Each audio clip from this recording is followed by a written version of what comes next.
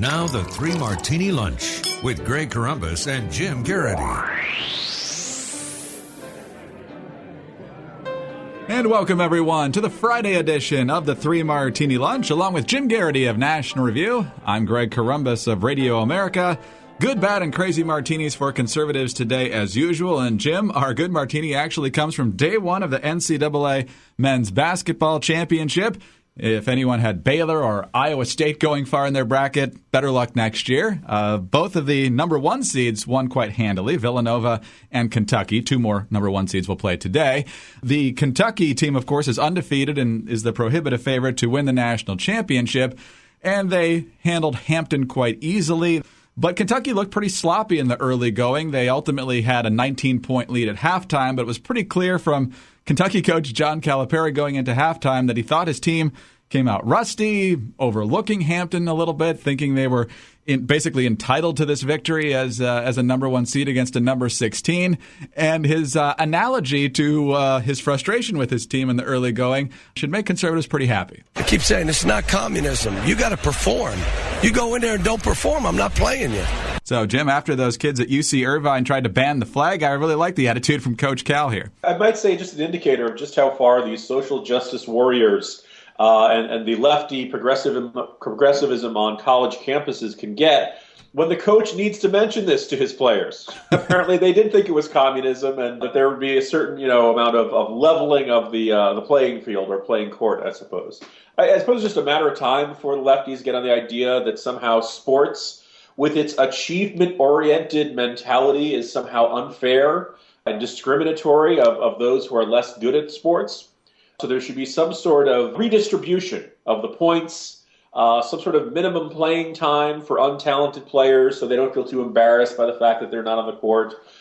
If you're really great at dunking the basketball, there should be some sort of weight around your ankle to kind of weigh you down because, really, the most successful 1% in this sport really are ruining it for everyone else. The other 99% feel very bad. Why should Michael Jordan be so much better than everyone else? It's just not fair, Greg. So I salute John Calipari, former UMass coach, no less, to stand up and say, hey, ultimately, when he says, basketball is not communism, you know what else isn't communism? Life. Right? I mean, that's the only problem with communism. Is if the entire world is not based on being able to get things done and achievement and not about feelings and self-esteem, it would work. But unfortunately, human nature being what it is, we tend to do a lot better when there's really great incentives to do our best. And so for whatever else you think of Calipari, I salute him for doing his part to keep communism out of basketball. Excellent. I think my wife thinks I'm slowly going crazy because my oldest daughter, who's 2.5, loves the Mickey Mouse Clubhouse on the Disney Channel. And every once in a while, they'll have a show where there's a competition involved. And I'm like, all right, let's see who wins this competition. And invariably, they find a way that it ends in a tie and everybody gets a ribbon. And it just drives me crazy. So Goofy had that. Open your eyes, Rev. Well, I'm very familiar with Mickey Mouse Clubhouse, Greg. And yes, there's a little bit of that, I tell my sons, no, in reality, Donald would have won, and he would have been entitled to a little bit of trash talk. Not that anyone could understand it. No, he definitely trash talks the most on there anyway.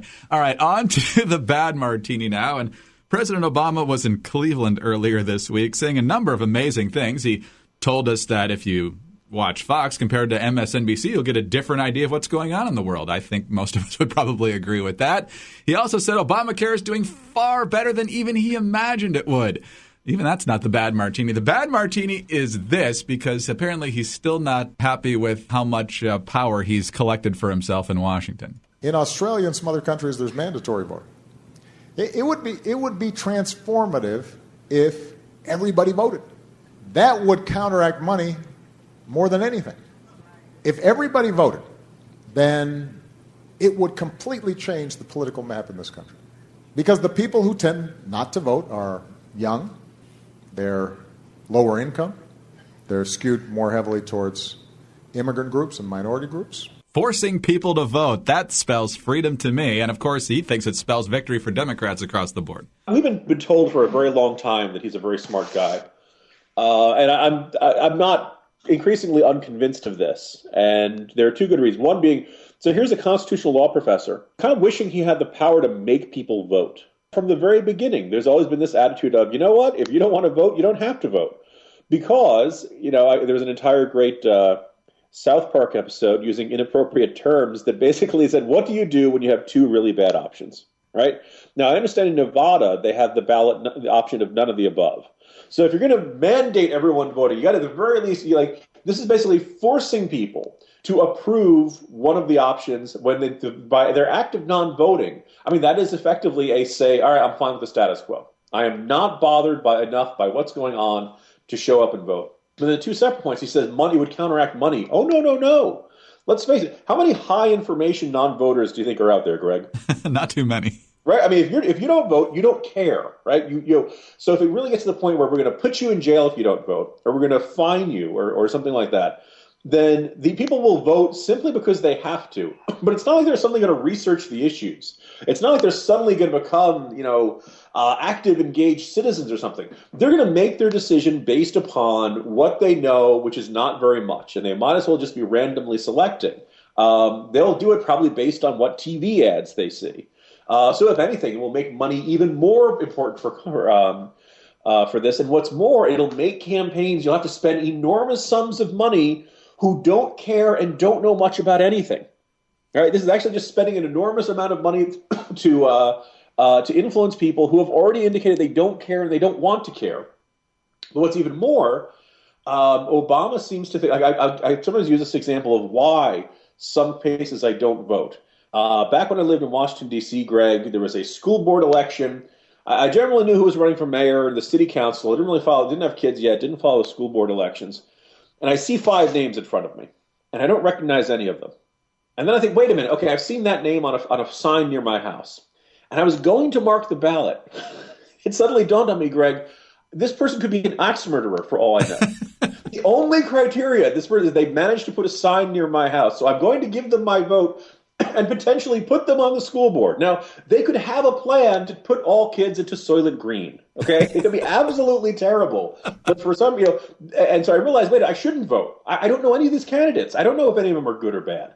I don't know if I agree with them or disagree with them. America is not strengthened by ignorant voting. And Obama's idea that somehow by requiring people to vote, it's going to make them get better informed. It's going to make them think about these things more seriously and deeply. Is just flat out wrong. It's just not going to work that way. And he just kind of spends enough time in his bubble that there's no one around him to say, yeah, Mr. President, it doesn't work that way. No.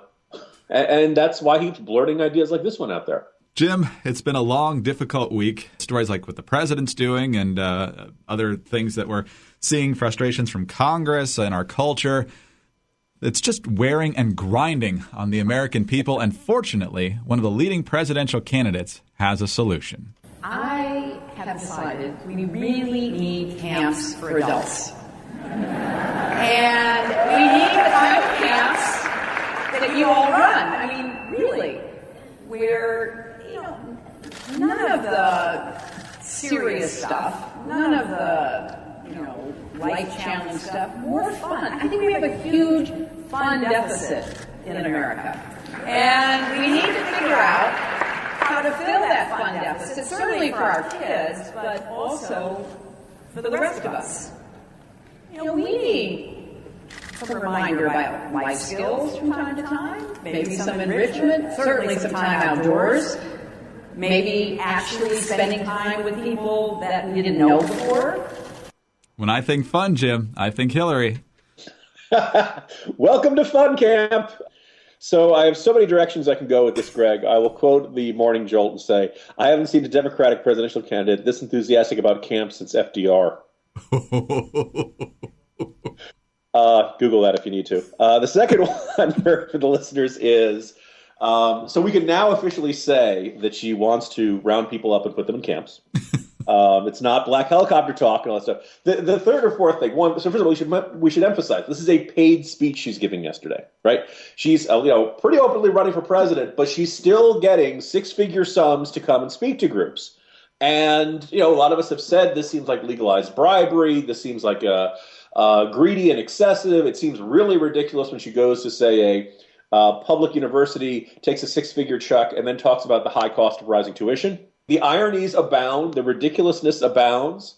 And she goes and gives this speech. But here's the other, we've also kind of wondered, like, if you give Hillary a 6-figure check, whether you're Goldman Sachs or somebody else, does she then become more sympathetic to your organization and your viewpoint? And I think we can simply say the answer is crystal clear, yes, because she's being paid by the American Camp Association, or the Camp Association of New York and New Jersey, I think it was, and now she's calling for national camps. If the national corn growers say, well, everyone in America should eat corn, right? I mean, she will show up and say whatever you want her to say. And you hear this and you're saying, I can't believe this person is seriously thinking of running for president, because it's such transparent about all this stuff. And then her idea that we have a fund deficit in this country. Yeah, I mean, it doesn't worry me as much as the budget deficit, Mrs. Clinton, but all right, fine. And actually, there is give her a small bit of credit. Yes, we do have a fund deficit. You know why? Because the country's been depressed since late 2008. And that's not all on President Obama, although a lot of it is. But look, the economy just, crashed on the rocks with Lehman Brothers and the Wall Street meltdown, and the Great Recession began then. And we've actually had, worse wages during the quote unquote recovery than we have during then. Yes, we are having a fund deficit because we're depressed, because we've been through really hard times. And with what's coming out of Washington right now, we see no indication it's getting any better. Who's having fun? Bill Clinton's having fun, going off to his special island. But I guess even then, he's got to leave the country to enjoy himself the way he likes. So we end up in a situation where her solution to this is not say, hey, let's have a big economic boom, right? Remember the 80s? Remember how great that, things were up back then? Remember, even how the late 90s, the dot-com boom. Those were really good times in America. No, we need camps, Greg. I'm getting the top bunk. If you haven't seen The Morning Jolt yet, you should certainly read it every weekday, but especially today. The cartoon Jim has in conjunction with how fun the 1980s are is absolutely classic. Every thing you remember and love about the 80s is pretty much included in that cartoon, in addition, of course, to Jim's outstanding writing. So if you love the 80s or really want to know why we love the 80s, check out The Jolt today. So, Jim, on that fun note, enjoy your weekend, and we'll talk to you on Monday.